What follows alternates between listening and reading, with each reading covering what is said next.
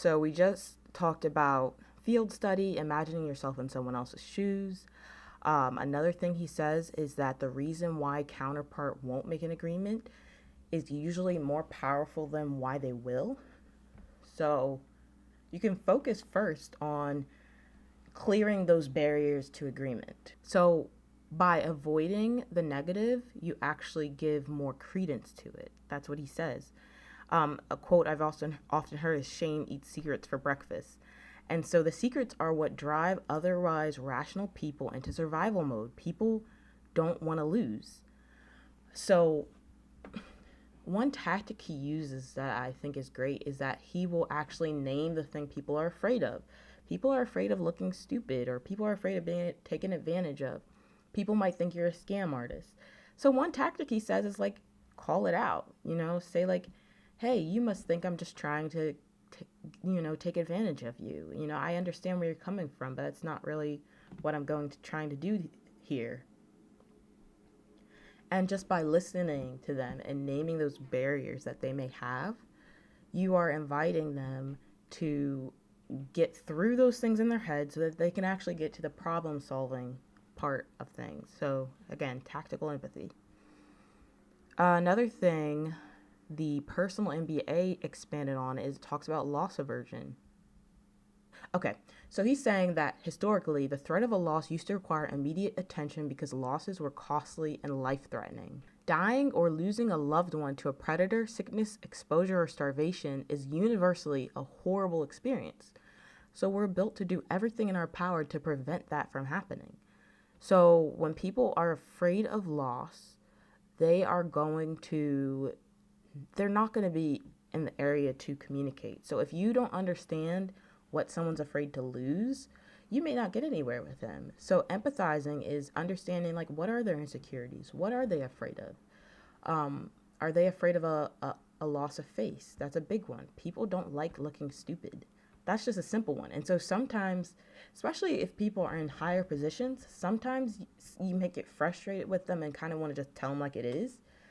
But if your goal is to, let's say your goal is to get certain information in a timely manner, calling them names or calling them out is probably the worst way to do that. There are better ways to get that information you need without pushing them into feeling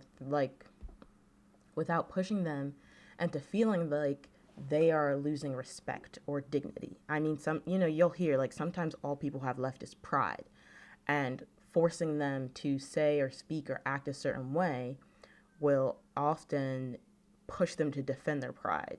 Now, if that's your goal, that's one thing. But I think many times, instead of engaging in a power struggle, again, we should focus on solving the problem, not trying to force the person to see things the way we want them to see them. Sometimes they come around and sometimes they don't. But a power struggle usually is not the best way to get someone to see your side. Okay, so after you label a barrier or a mirror statement, let it sink in. Don't worry, the other party will fill the silence. So if you've ever done any kind of outreach or calling, they teach you to wait for a response.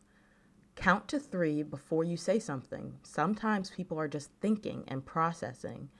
And I find this really hard because silence can be so awkward. It just can be. And it can make me uncomfortable.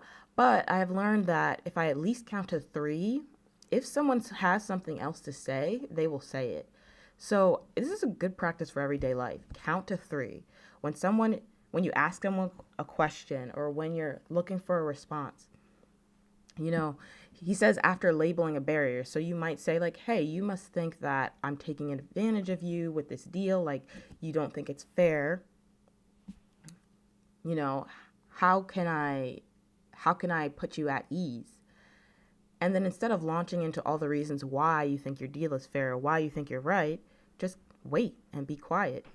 Fill the silence. Like I think he said it earlier, bite your tongue when someone reacts, very angry, but also when they just need to think, when they just need to process, just give them the space to do that. And most people will fill the silence and they will respond, and that will actually give you more information than if you had just kept talking. So I want to just wrap it up, and I want to just say that when it comes to empathy, remember that you're dealing with people who want to be appreciated and understood. So use labels to reinforce and encourage positive perceptions and dynamics. That's, again, a quote from the book. So if you don't remember a lot of the things I reviewed today, just remember that everyone wants to be understood and heard. And empathy is getting context to invite others to use their creativity to problem solve. So you're just seeking to understand first before you can be understood. And in that, there's so much power. And again, I'm not talking about being manipulative. I'm not talking about lying or, convincing people to get things they don't need. I'm talking about the fact that many times you need other people to collaborate to achieve success. If you're in a home, you need your partner, like you need your husband or wife. You need your kids, like you need your whoever lives with you, like you need to work together to get things done. And if you want to do it the combative way, I feel like everybody probably has done this. You can go for the yelling, you can go for the accusations, you can go for the, manipulative tricks, or you can use negotiation. You can be honest. You can seek to hear them out, seek to work with them, and maybe in that you find a more peaceful way to reach resolution. That's all I have. I know this wasn't as succinct a list, so maybe I'll go over them one more time real quick so that in case you don't have time to re-listen. So let's see. Here's how we can practically listen and ask questions or empathize and invite a spirit of creativity. And I have to hurry up because Sanai's crying. She's ready to get up. So the first one, don't try and force your opponent to admit that you're right. Avoid questions that can be answered with yes or little pieces of information. Invite someone to reciprocate with good questions. Ask calibrated questions. Don't ask questions that start with why. Calibrate your questions to point your counterpoint towards solving your problem. Bite your tongue when you're attacked in a negotiation. Pause and avoid angry emotional reactions. Instead, ask a calibrated question. Solve problems, not people. There's always a team on the other side. There's always something going on in people's lives, and it may not have to do with you. Remember that. Imagine yourself in someone else's shoes and understand that the reason someone's not willing to come to an agreement is often more powerful than why they will come to an agreement. So listen to them, focus on what it is they have to lose, and name it, talk about it. That's what you get to know first. Like you really just have to read the book. Anyway, yeah. So get to why people don't want to make a deal, or in the case of empathizing, understand what people don't want to lose. Then we have pause after you talk about what they don't want to lose. Pause and let them fill the silence. Label their fears, list the worst things that could happen, and work with them through those conflicts.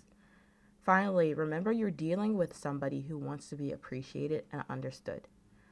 So that was kind of the run through. Again, that was Never Split the Difference. Highly recommend the book. I also am currently reading the Personal MBA. Next time, we're going to dive into some of the next steps of design thinking. Thank you for listening. Remember, this series is about how we can use these steps designers use to solve problems to work in our lives. We started with empathy. We talked about how we need to have empathy for ourselves or self-compassion. And then today we talked about conflict resolution with other people, using empathy when it's hardest to use it, right? So I hope this was helpful. Again, I think it would be even more helpful if you read Never Split the Difference for yourself or read the Personal MBA for yourself. And if you have ideas on conflict resolution, empathy, tactical empathy, or any ideas about negotiation you want to share, please visit BethanyJphotography.com, click contact, and let me know. Better yet, join the newsletter and you can actually submit questions and ideas for the podcast. I would love to hear from you. Thanks for joining me. We're going to keep practicing. Listen to this podcast on Spotify or Apple by searching The Creativity Cure. Tell your friends about it. And you know what? Tell your friends about this podcast. Share with them something that helps you. And let's all invite each other into the creative mode. Let's all invite each other to start solving problems so that we can create some amazing things together. Thanks for joining me today. I am Bethany Joy, and this is the Creativity Cure podcast. See you next week. Or actually, see you in 2 weeks. Bye.